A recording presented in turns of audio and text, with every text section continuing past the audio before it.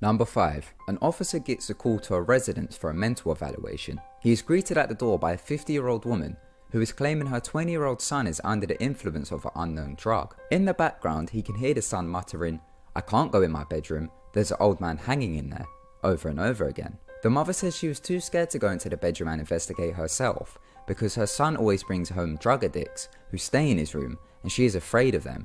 The officer then went and spoke to the son and noticed he was clearly under the influence of some sort of stimulant. The son then went on and told the officer that a spirit told him not to enter the bedroom because the spirit's father was hanging in the bedroom dressed in a military uniform. The officer checked the room and there was no one in there. He then went to explain to the mother that there was no one in the room, and an older officer pulled him to one side and explained to him that he responded to a suicide at the same residence at early stages of his career when it was owned by different people. He said the suicide was a hanging of an older male. He didn't remember much of the details, so the officer looked it up on his report management system in his patrol car, and the older officer was right. It came up that the person that hung himself was an old man who dressed in his World War II uniform and then hung himself in the bedroom. Could the information have been disclosed to them when they purchased the house and it was playing on the son's drug-induced mind?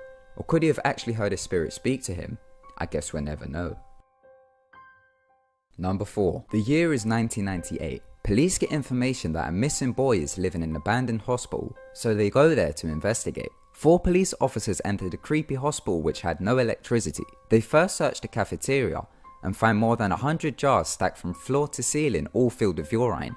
So they check with dispatch and find out that a crazy man had also been living there. Now all the officers were really creeped out and on edge. They made their way through the wards, checking every room. The rooms contained decayed furniture and hospital equipment. The nursery still had incubators and baby beds. The officers cleared all 4 top floors and then made their way into the basement, which contained the morgue. Flashlights in hand, the officers searched the basement.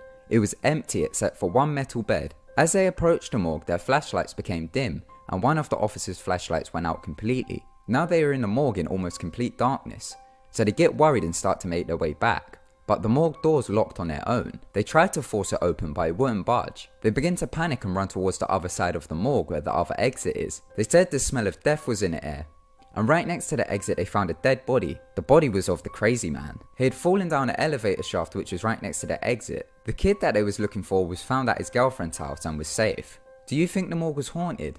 Can you explain what happened? Let me know in the comments. Number 3. In Illinois, 2 officers working a night shift were called out to investigate a suspected break-in at a morgue. They arrived at the morgue to find the janitor waiting for them outside. The janitor said he was mopping up one of the hallways and he had seen something move in the corner of his eye. He looked at it and saw a person quickly move from one side of the hallway to another. He couldn't tell much about the person as he had been turning off the lights as he worked his way through the building. He told officers he had just saw a dim outline, so he called the police. The 2 officers then entered the morgue and called out for anyone there to show themselves, but they got no answer. They then split up and began to look through the morgue, checking every room and occasionally calling out again. An officer then heard his partner call out, "Stop! Turn around!" He ran over to his partner and saw his partner pointing a gun down a corridor. He then said she went that way. They worked their way down the corridor checking every room, but they was all empty.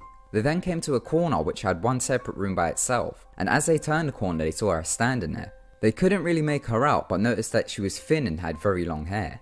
She then ran into the room and a door shut on its own behind her. They went to the door and tried to open it but it was locked, so they got their janitor to unlock the door. They then turned the light on but there was no woman in the room, just a white sheet with an outline like a body. So they removed the sheet and there was a female dead body with long hair. The toe tag said that she had died 4 days earlier. Number 2. Police officers get a domestic call to a housing complex in a very bad neighbourhood because neighbours reported loud screaming and banging. 4 officers arrive on scene and go to the apartment. A Mexican woman answers and lets them in and begins to explain that one of her male family members had been acting strange for weeks and then started screaming at them that he was going to eat them and that he had been dragged back to hell because he had broken the agreement, and then started begging for the Virgin Mary to save him. His family tried to restrain him but he was too strong. Then he started foaming at the mouth and started screaming in an unknown language. The family believed he was possessed and put him in the bedroom. The officers made their way through the apartment. In the kitchen there was an elderly woman clutching candles and a photo of Mary, and there was children huddled in a corner terrified and shaking. The officers could hear the man screaming gibberish from the bedroom.